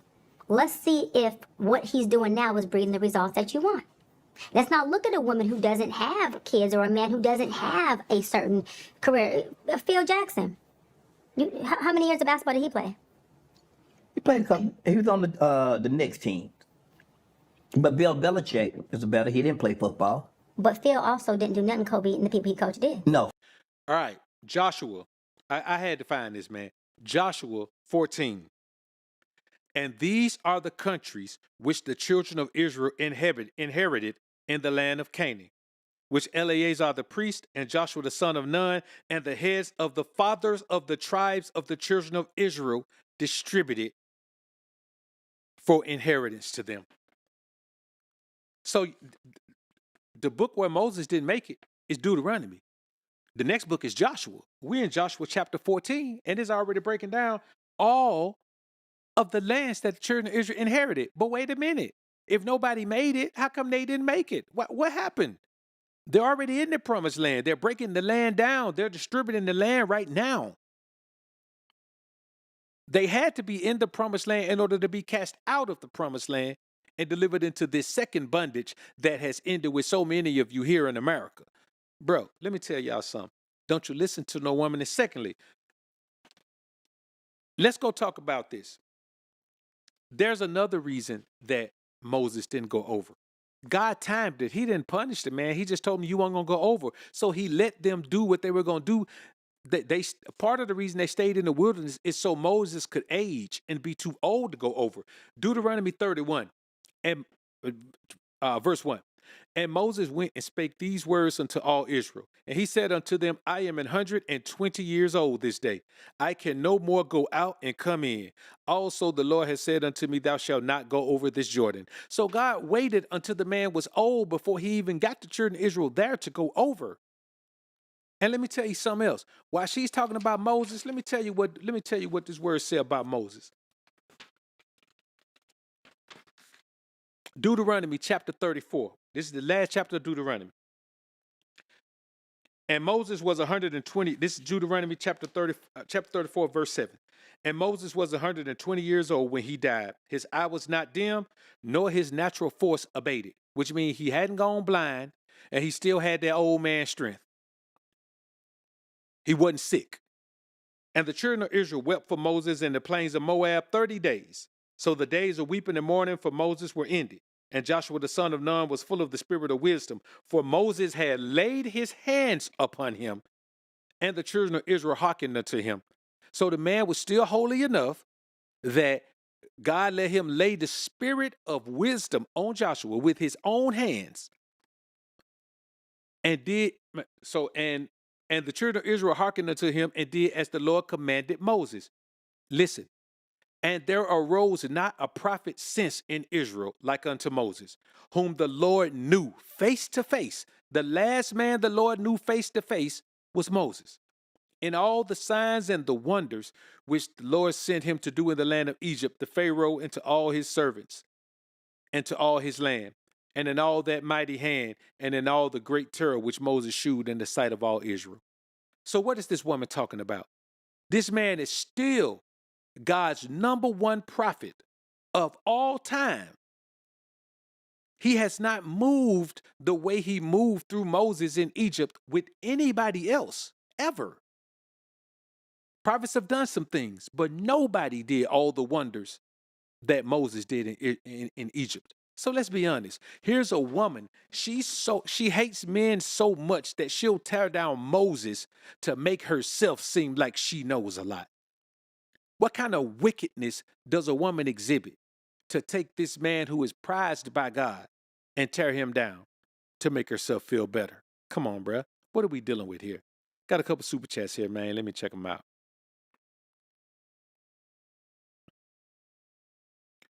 Roll Runner, salute, bro. Appreciate the 50 bones, man. Roll Runner says, let me move that. Roll Runner said, what's up, Doc? I told this chick I'm dealing with is my way or no way, and no way is okay. She said that sounds like a dictatorship. I told her those are your options. Then she mentioned that she got a reading on us. I came and got back on the truck. Hey, I don't blame you, bro. I don't blame you, man. Man, that's just the way it is, man. In my world, dog, it's my way or no way. I don't really care what no woman say, man. I don't care what she want. I don't care nothing, because I don't care nothing about it, man. I got one life to live, dog, and I'm not finna live it for no broad. I got one life to live, and I would never live my life for a woman. I don't care what she got to do. I don't care what she dealing with. I don't care what she going through, because I didn't put her through it. I made a concentrated effort at a much younger age than I am now that I'm not going to put a woman through nothing. So whatever she going through, don't come to me talk like I put it through you. If I do something for a woman, man, she prizes it and appreciates it because I didn't cause whatever is going on in her life. So anytime I help a woman, anytime I've been there for a woman, she appreciates it. Why? Because she didn't expect it, and she already knew I didn't cause it. And if she tried to act like I did, I'll remind her, hey, baby girl, that's your thing. I didn't cause that. Why am I meet a woman that come into her life and start paying her bills? You ran them bills up. I got my own bills. I ran my bills up. All the bills I got, I created these bills. All the bills you got, you created them. Why I like paying your bills? So you did the right thing, bro. You did the right shit. But she got a reading on you? Come on, man. We ain't dealing with no witchcraft now around here. Let me see what we got here, man.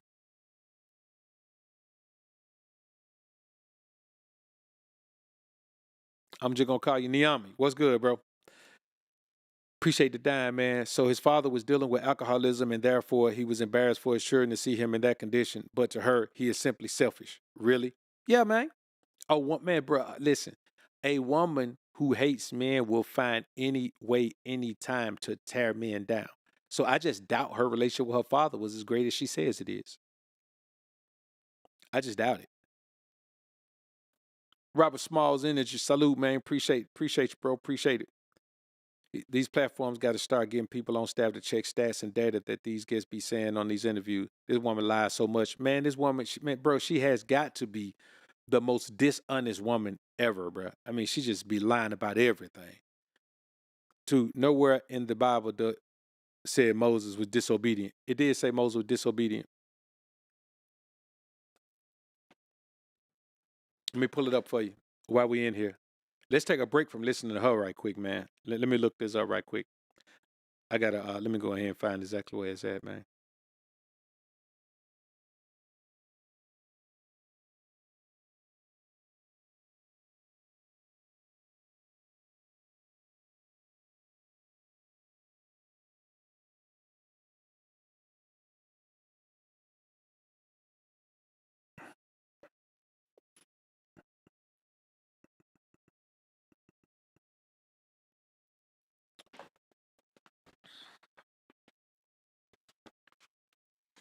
I know I got this marked in here. Now you may be right. It may not have exactly said that. He was. Nah, you know what, bro? Let's check it out. We're gonna check it out right now, bro. Because you could be right, my brother. All right. Let's go to Numbers 20. Numbers chapter 20, verse 7.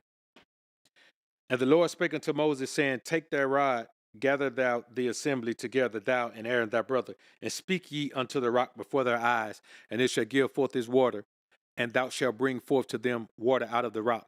So thou shalt give the congregation and their beasts drink. And Moses took the rod from before the Lord as he commanded him. And Moses and Aaron gathered the congregation together before the rock. And he said unto them, Hear now, ye rebels, must we fetch you water out of this rock? And Moses lifted up his hand, and with his rod he smote the rock twice, and the water came out abundantly, and the congregation drank, and their beasts also. And the Lord spake unto Moses and Aaron,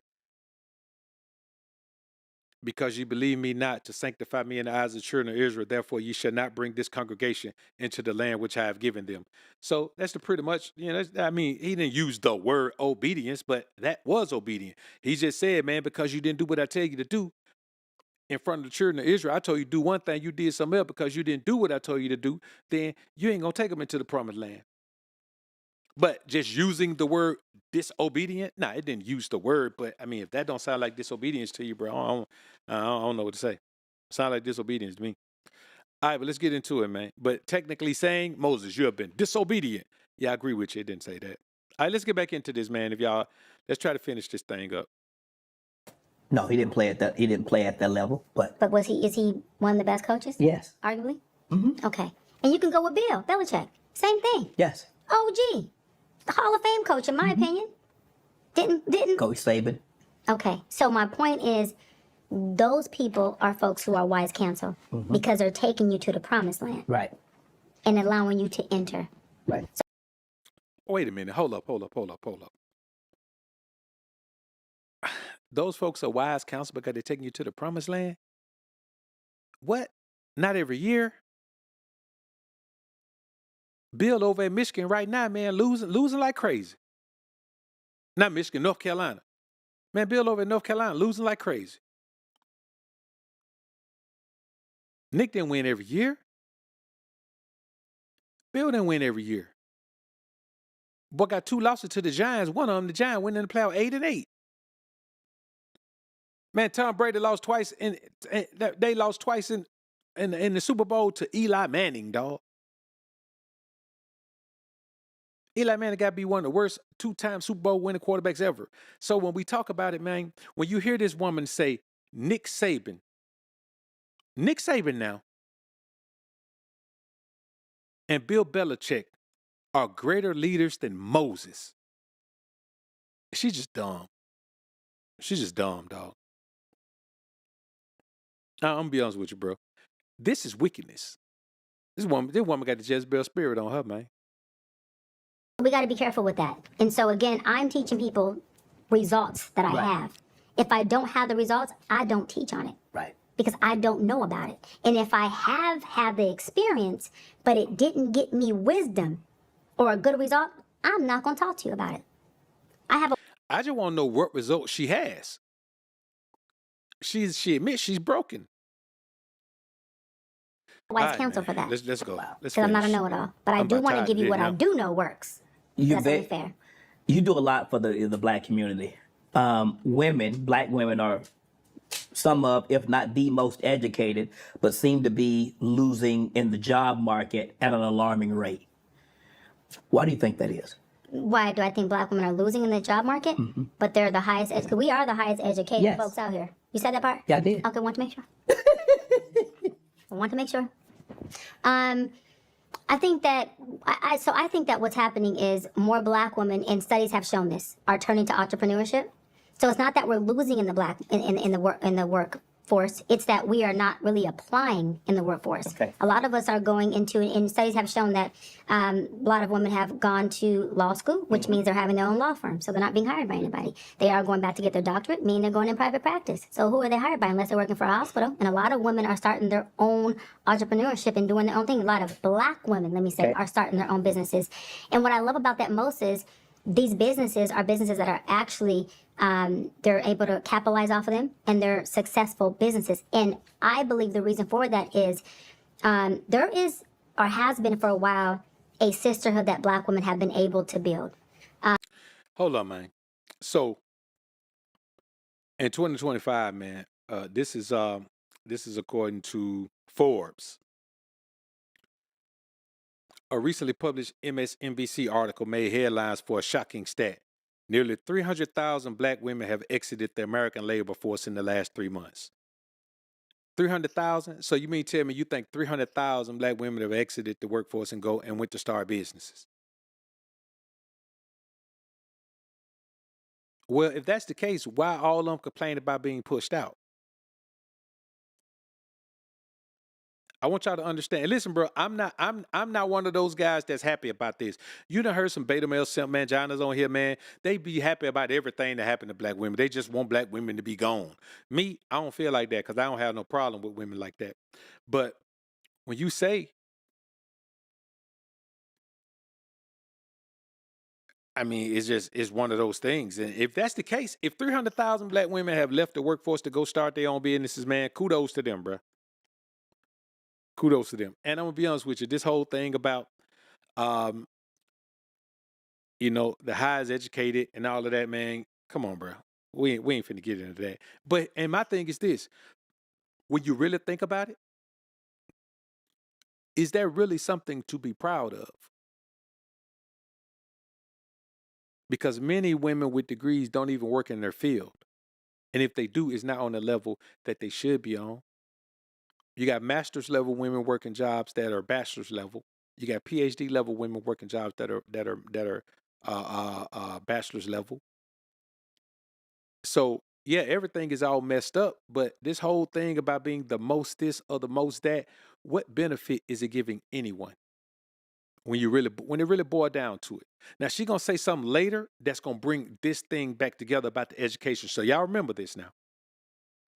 There's no longer this barrier or angry black women between black women. Like, we have a village over here. We supporting each other. We are rocking with each other. And the issue is us trying to blend with y'all. And it's not y'all fault. It's just so that we don't have this barrier of this gender war. And it's not a us against y'all. It's more of how do we blend and support each other. Even if we're not procreating or marrying or creating a family, how do we support each other just as community folks? Because that's not what God intended. God didn't intend for us to just be out here supporting random women. There is no community without family first. We keep trying to skip past the fact for a woman to say that even if we're not together, even if we're not in an intimate relationship, even if we're not building and creating family together, how can we just support each other as a community? That's not how this goes. See, women want to be single and they want men to be like husbands to them, where whenever they need you, you can be relied on. But when they don't need you, they don't get no pressure from you to do nothing. They don't get no pressure from you to contribute to nothing you got going on. They just want us to be a big pool of nappy-head ninjas that's just waiting for women to need us and we there. Man, they better get somewhere with that. You say, y'all, why do y'all need our support? Y'all a family and y'all a group and y'all got all this together and we so broken. And even a man like Shannon, she sit there and tear him down and tell him how broken he is, because women are on a mission to demasculate men to the point where we feel so effeminate that we feel one with women. The only way for you to feel one with women, it's kind of like a male feminist. Brother, the only way for you to be a male feminist, you have to be feminine. That's the only way. There ain't no other way for you to be bruh. I wouldn't even, male and feminist shouldn't even go to, it's impossible to be a male feminist. It's just not possible. It's like it's trying to be a female man. You can't be a female man. Just like you can't be a male feminist. And so when you talk about these things, man, I don't care nothing about what a woman doing, what she could do whatever she want to do. I'm never gonna get in a woman's way and try to hold her back. But looking for my support for a random woman who doing random things that ain't got nothing to do with me, ain't no way. This thing gonna go the way black men take it. So if black women want our support, they better come follow our lead.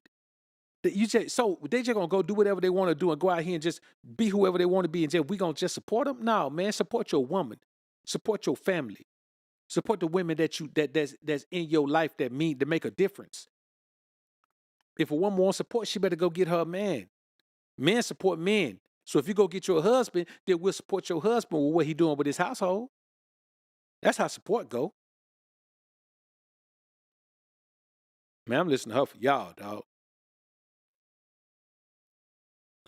Let's wrap this up, man. Let's get on out of here. Just as a black woman to a black man, and what does that look like? And again, this has nothing to do with whether the black man dates a non-black woman. I'm saying as a black man, I don't care who you date, you can still support black women because you believe in that. Because if I don't believe in that.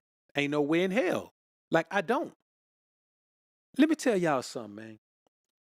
Man, they act like black men ain't still trying to get our shit together. They act like we at a point in this society where we're stable, where we're in a position of power. How dare you, as a black woman, look at black men and say, y'all don't own nothing, y'all ain't got nothing, y'all ain't got no power, y'all at the bottom. If I'm at the bottom, how the hell am I support you? I'm at the bottom. I need to get myself off the bottom first, right? But here's what women want. They want you to stay at the bottom and be okay at the bottom, but give everything you got to help them, which is going to keep you at the bottom even longer while it makes her even stronger. They want to be the leaders of our race, but they can't because no one is going to respect their leadership. So they want us to back them as our leaders so other races will respect them as leaders. But those people ain't crazy. The only way this works is if women decide that they're going to be in a position they're supposed to be in. And the reality is they're not going to decide that. So no, I'm not going to get in your way. But that's my support. My support is to not get in your way. My support is to not hold you back. My support is to not be an impediment. My support is to not create obstacles in your life, on your journey. You do it all you want to do. But expecting me to dedicate myself to what you got going on, you got to be crazy. Why in the hell would I do that? I leave the country and go to another country that's patriarchal first. Which ain't too far-fetched. That ain't too far down the line either. If you're a black man, there is a 100% chance that if you have a daughter, she's black. I don't care what her mama is. Which means you do have a responsibility to support us. Because in return, you're supporting her. I'm not. And that's important. Doc, what is how do I want to phrase this? A relationship. Because you get into a relationship, today is Tuesday. We get in a relationship on Tuesday. And Wednesday, that person's a different person. Thursday, that person's a different person because the greatest key to survival is adaptability. How do you evolve every day as that person evolves without losing yourself? I love that. It's impossible. Right? I think the Bible says cleave. One person. This is cleaving. Do you think that as we don't lose ourselves, we are going to not cleave?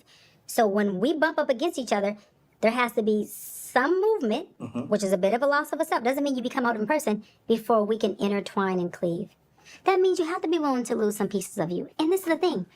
When you're single, don't you want to evolve? Yes. Don't you want to prune? Or do you want to be a fig tree? You know, the fig tree in the Bible got cursed because it didn't produce anything. God said you'll never be blessed because you weren't fruitful or multiplied. That's why people don't like figs, huh? But on the flip side, you know, the fig tree is actually the most fruitful tree ever. Lies. It grows year round. But let me say this. When Bananas are probably more fruitful. you are by yourself, you want to evolve. Yes. Which means parts of you die.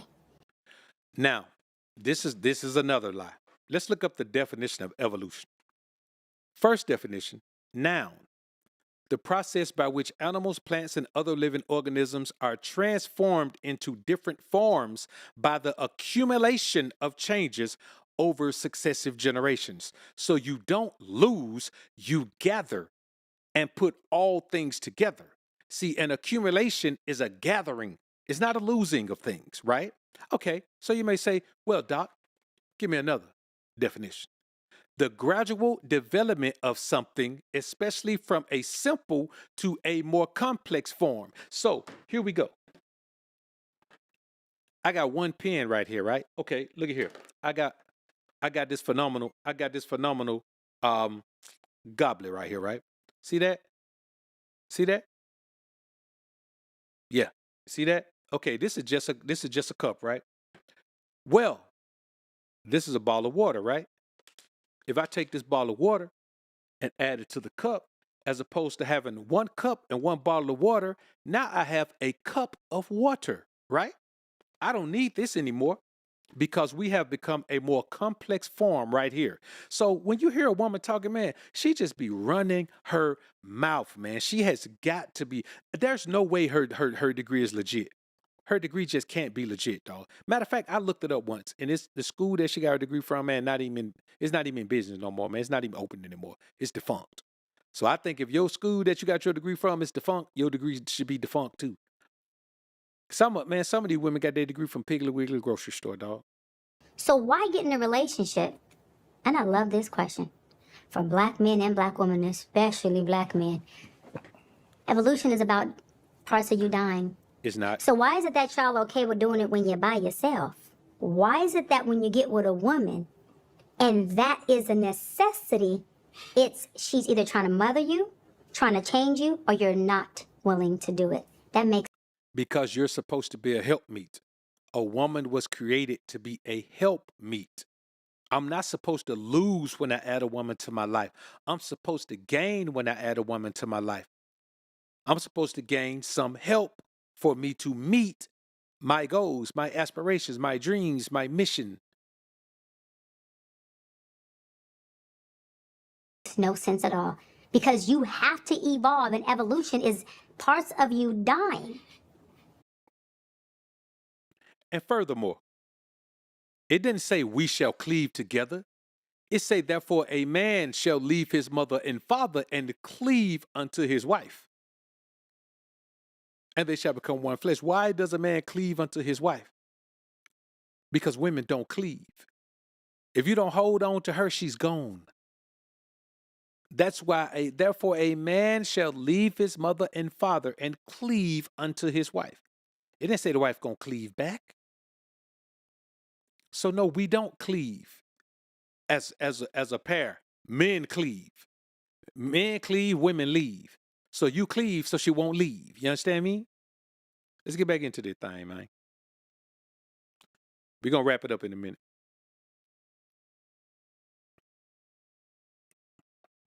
That means you're losing parts of you. Yes. But when you get into a relationship, you're resistant at losing parts of you that are necessary for you to cleave with the person you want to spend the rest of your life with. If that is what's necessary for the bigger picture, for the mansion within y'all, the sanctuary within y'all, why is that an issue? I want to ask you that as a black man. Yes. Why is that a problem for y'all to cleave, which means evolve, which means lose parts of you when you are in a relationship? Why is there so much resistance? Hold on, man. of, Hold "I am who I-" on. Let's look up the definition of cleave. Let's see if cleave means evolve. This woman is nuts, man. Yo, this woman is nuts, man. I ain't gonna lie to you, man. Let's look up the definition of cleave, man, and see if cleave mean evolve.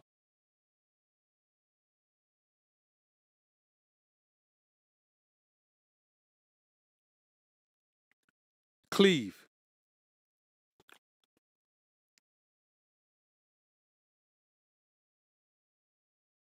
This can't be a split.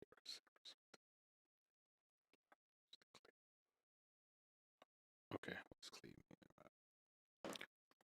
In the Bible, cleave primarily means to stick firmly, cling to, or hold fast to someone or something, forming a strong, inseparable bond, especially in marriage.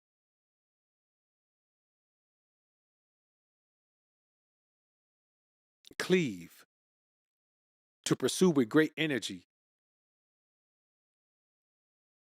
The word cleave is the Hebrew word debak, which means to pursue with great energy and to cling to something zealously. So how does that mean evolve? And evolve mean, come on, and evolve mean to lose parts of your, come on, man. I am. If you I'm cleave not to changing. something, you You met gain me like- something. Let me tell you something. See this hand? See this hand? These are two separate hands. If they cleave, they both got 5 new fingers, right? That's what cleave means. I'm telling you, man, this woman just make it up. Yes. Yeah. That's a lot.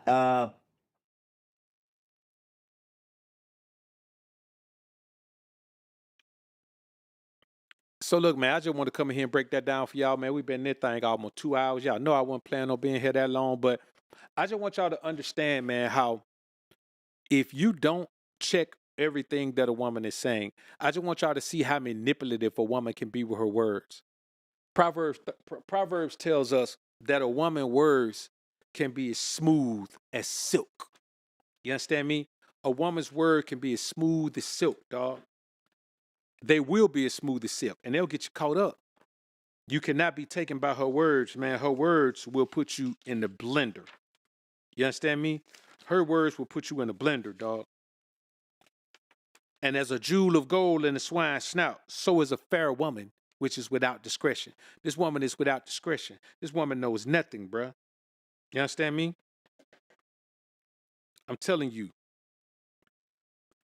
Say unto wisdom, thou art my sister, and call understanding thy kinswoman, that they may keep thee from the strange woman, from the stranger which flattereth with her words.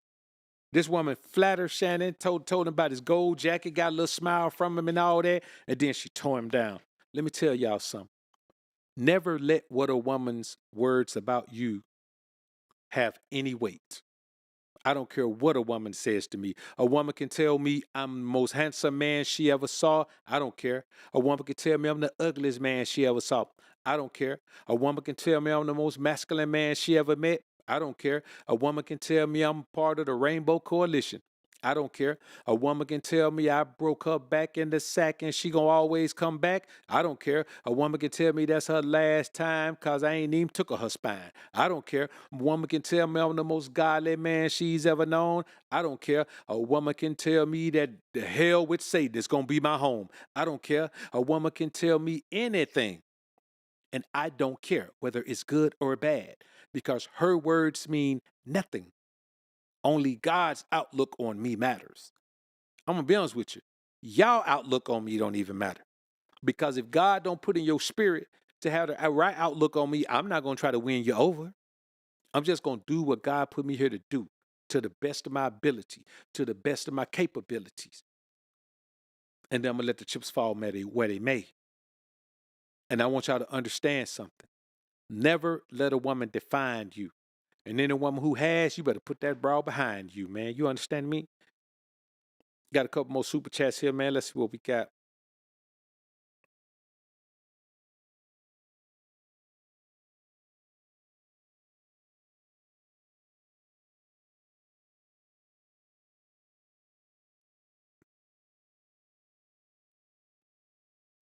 He's saying, okay, it wasn't because he disobeyed the order. It was because he didn't believe that it would happen if you read from the first verse down. But I understand, okay, the actions that showed that he didn't believe was his disobedience to the word.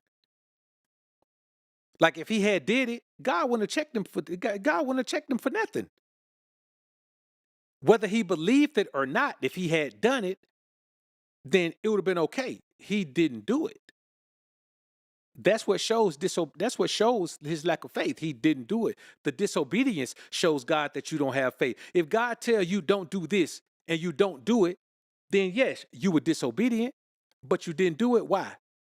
Because you didn't have faith that the blessing that would come from it would come. God tells us the blessings that come from us following his word. And if you don't follow it, then part of it because you don't have faith in the blessings. Either you're so dumb you don't want the blessings. But for most of us, it's because we don't have faith in the blessings. We don't have faith in the blessings, or even worse than that, we don't have belief in the punishment. So yes, to be disobedient is a lack of faith. God promises us all of these wonderful things. You got to remember, this ain't just you and me praying to God. This is God talking directly to Moses. Moses knew God. God would talk to him. He saw God face to face, the last man to do it. So we're not talking about me and you. We're talking about Moses. How dare you, Moses? After all I've shown you, after I've talked to you face to face, I took you up into the mount. You don't never know what Moses saw when he was up in that mount. But he saw something me and you ain't never saw. And so when God told him to do something, he expected him to do it just on the face of knowing who I am. And you don't do it? You disobey me, which means you still doubt me? You still don't believe that I am who I say I am? Well, I'm going to show you, son. You ain't going into the promised land. Now I want you to put your hands on Joshua and give him I'm gonna transfer all the wisdom that I gave you over to him, so you can go ahead and kick the bucket, and then I'm gonna take him over here in this land that you were supposed to take my people to.